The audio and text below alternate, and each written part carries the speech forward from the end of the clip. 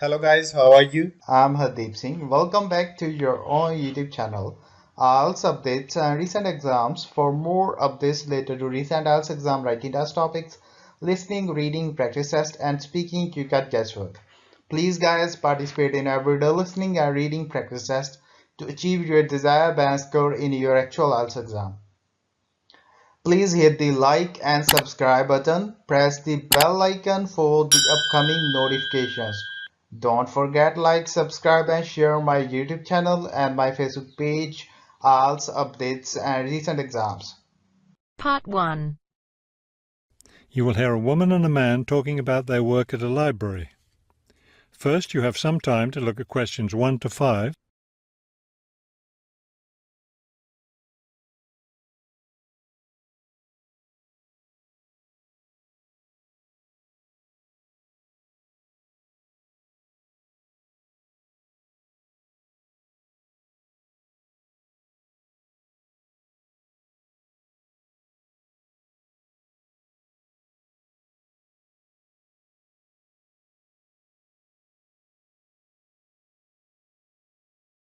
Hello.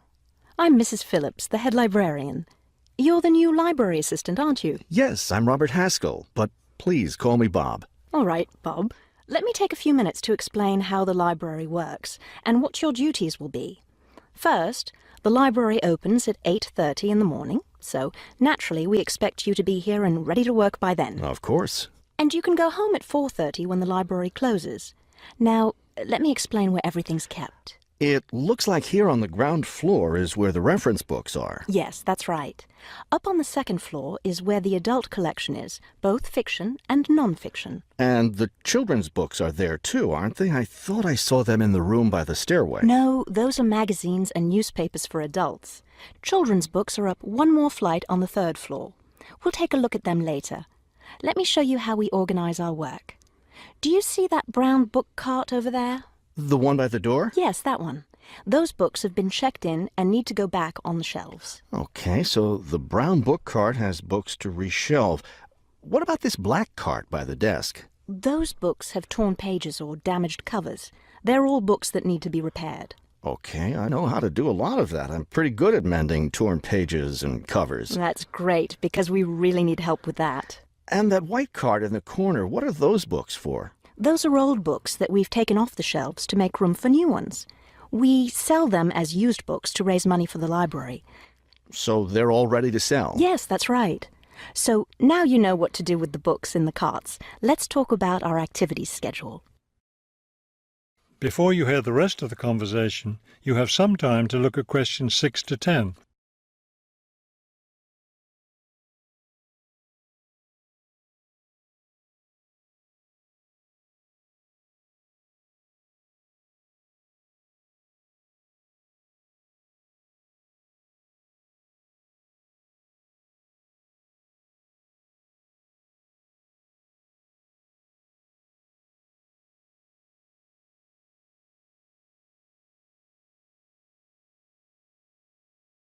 I understand this library has a number of interesting activities every week. Yes, our activities are quite popular.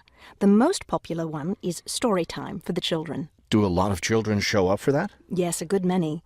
It takes place in the children's room on Thursday mornings at 11. Isn't there a family movie night too? Yes, but it's not at night anymore.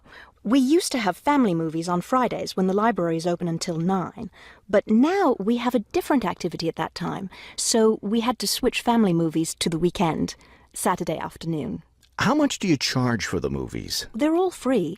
The movie always starts at 2:30 in the reference room, but you don't have to worry about that since you don't work on weekends. And what takes place on Friday evenings? We've just started a weekly lecture series. We have a different speaker every week, and the lectures cover all different kinds of topics. That sounds like something I'd be interested in attending. Good, because we'll need your help with that.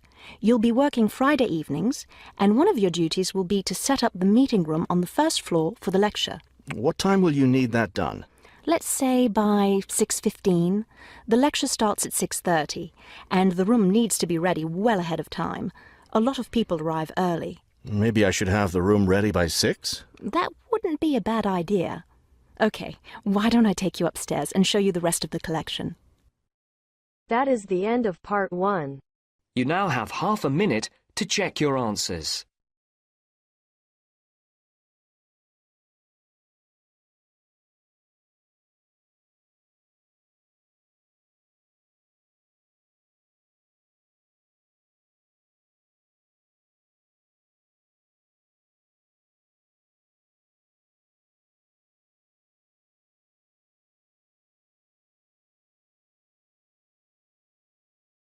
Now turns to part 2.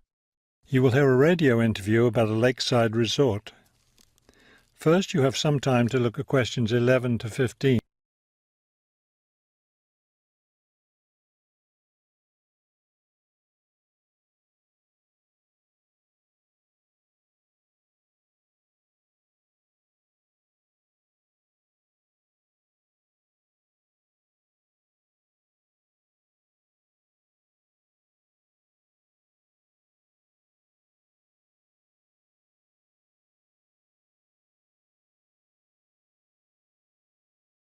Good afternoon, and welcome to today's show. The warm months are with us, and many of you are getting ready to plan vacation trips. To help you with that, we have a special guest today, Robert Sampson, director of the Golden Lake Resort. Robert, I understand Golden Lake is a popular place for families to spend their vacations. Yes, families enjoy spending time at Golden Lake. Many come back year after year. We have a spectacular location and fun activities for both children and adults. Could you describe for us some of the activities available at Golden Lake? We have a lot of water activities, of course, since we're right on the lake. We have a pleasant sandy beach for swimming. We also have canoes and sailboats available, and many of our guests enjoy boating on the lake. I imagine water skiing would be popular among your guests. Actually, we don't permit water skiing in the resort area. It can be dangerous for swimmers and for the canoeists too. We do have a great location for fishing though, and you'll often see guests fishing from our dock or from the canoes. That sounds very relaxing. What about activities on land? Do you have facilities for tennis? We had tennis in the past, but the courts fell out of repair. And since we found that most of our guests weren't interested in the game, we closed the courts down. So that's no longer an option. And naturally, because of our location in the woods, we don't have an adequate area for a golf course. But I'd like to let your listeners know that we'll be adding a new activity this year. We've made an arrangement with the local stable, so now we're going to have horseback riding available for our guests. We've created several riding trails around the lake. That sounds lovely. Now, what about rainy days? What can your guests do when the weather's bad? We have a games room and a crafts room. When the weather's rainy, some of our very talented staff members offer arts and crafts classes for all ages. What fun! Do you offer any other classes or activities? Before you hear the rest of the talk, you have some time to look at questions 16 to 20.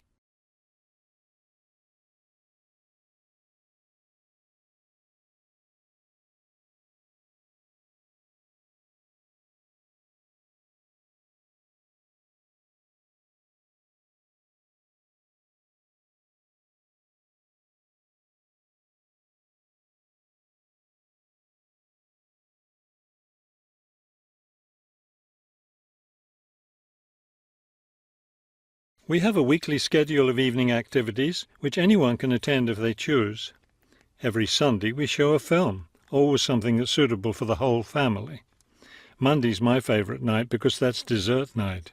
Our cook prepares a variety of desserts, and we get to taste them all.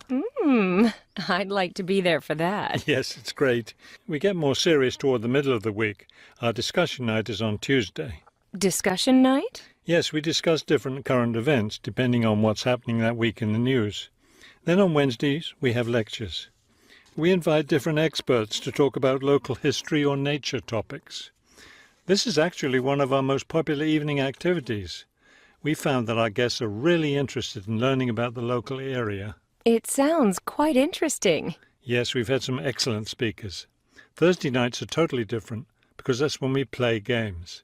That's especially fun for the children. The children love Fridays too, because that's talent show night.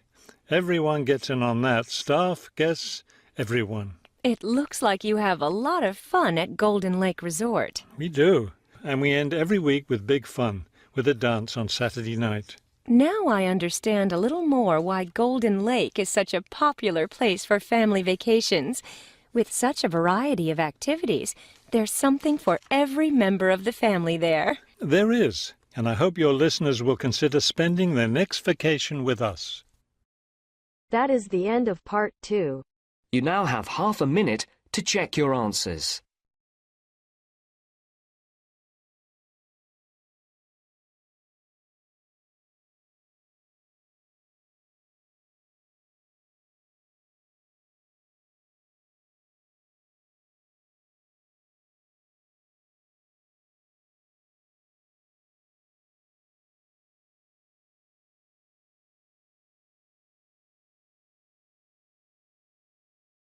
Now turns to part 3.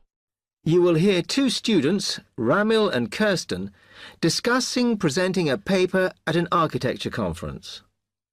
You now have 30 seconds to read questions 21 to 28.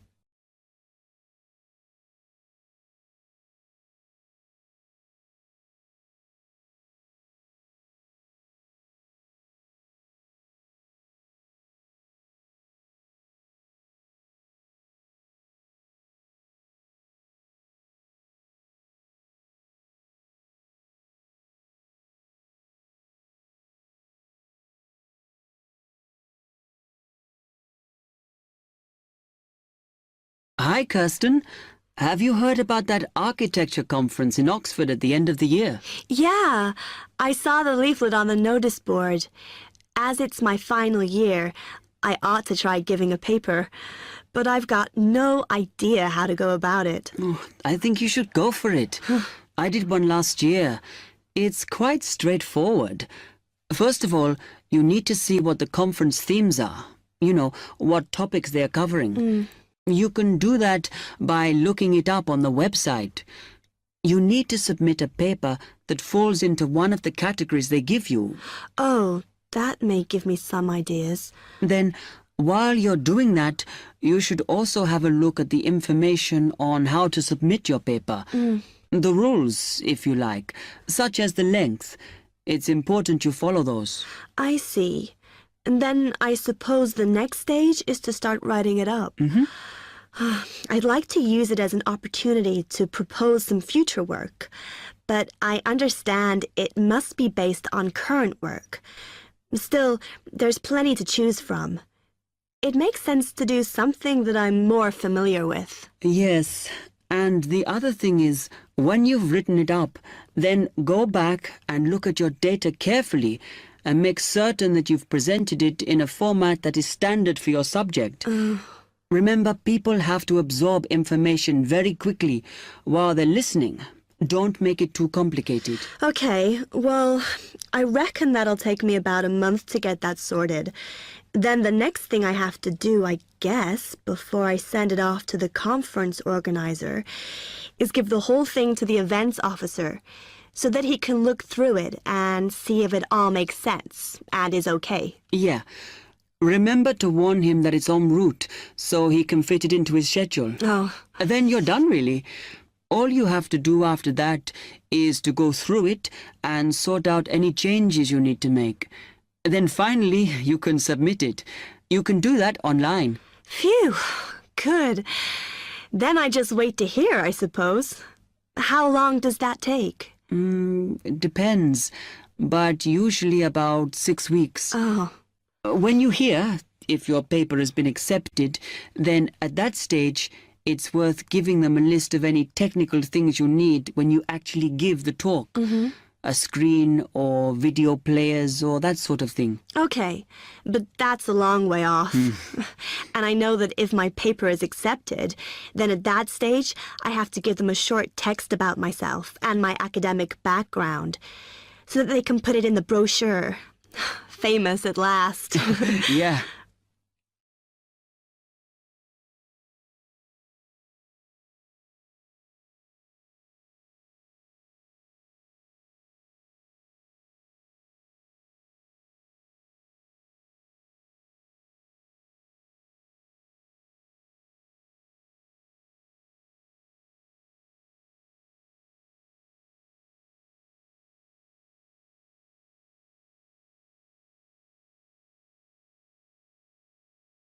Right, well, I've got to get a couple of things sorted if I'm going to get this paper completed.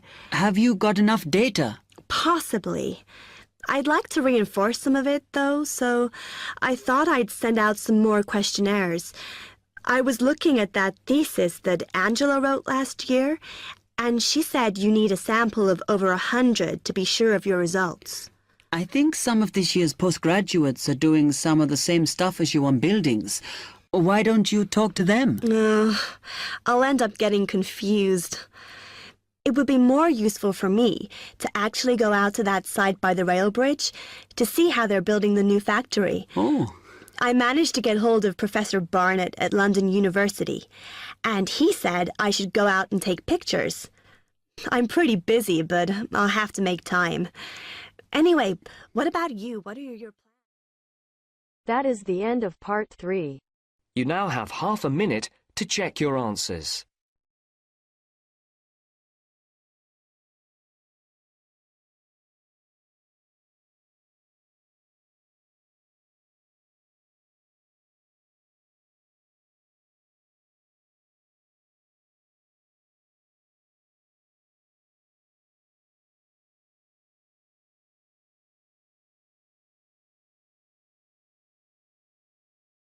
Now turns to part 4. You will hear part of a lecture on the current and future use of mobile phones. You now have 30 seconds to read questions 31 to 40.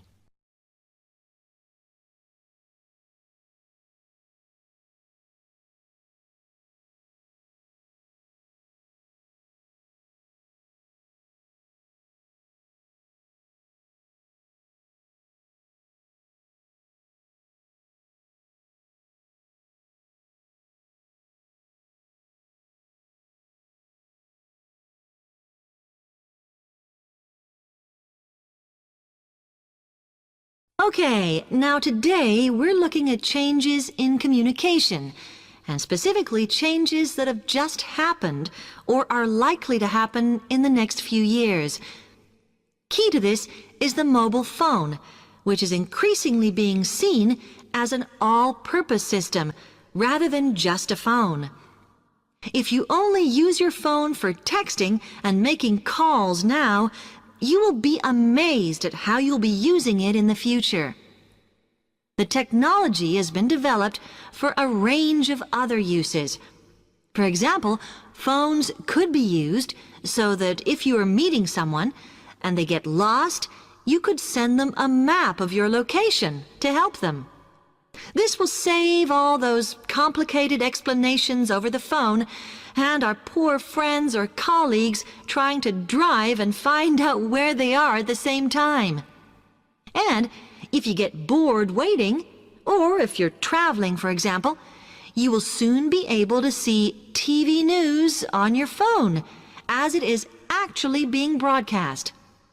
This means that you won't have to miss any of your favorites if you were away for a few days.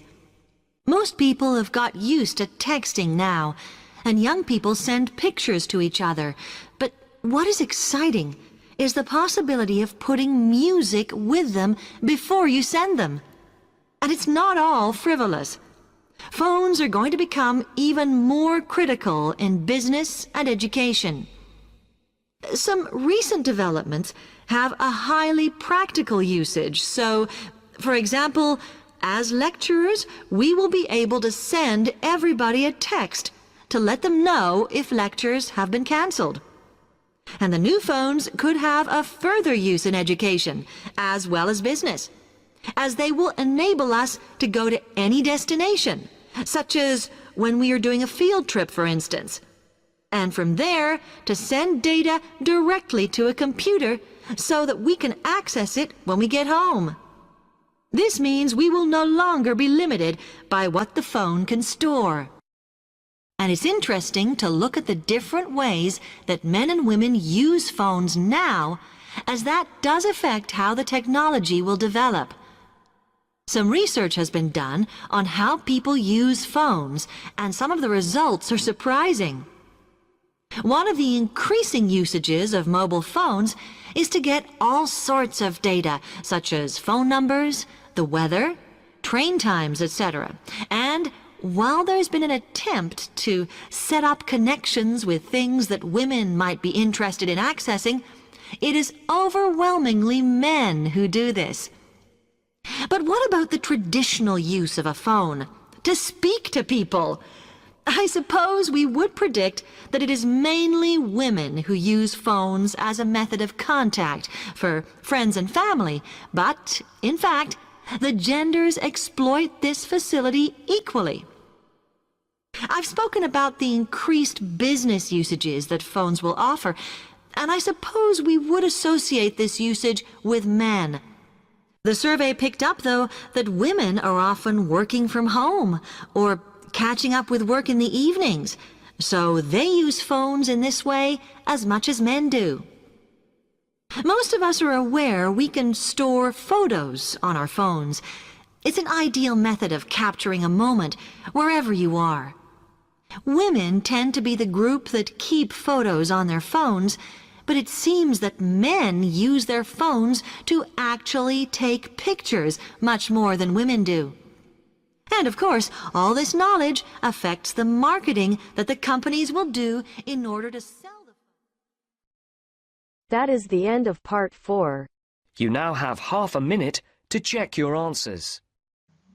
So guys, don't forget like, subscribe and share my YouTube channel and my Facebook page, IELTS updates and recent exams. For more updates related to recent IELTS exam writing test topics, listening, reading, practice test and speaking, you got guesswork. Please guys, participate in everyday new IELTS listening and reading practice tests to achieve your desired band score in your actual IELTS exam. For more IELTS material, visit my official website www.ieltsupdatesandrecentexams.com. The link is given below in the description. If you need PDF files of latest IELTS material, then please join my Telegram channel. So guys, please write your score below the comment section. Again, thanks for listening. God bless you all guys. Stay tuned, stay safe.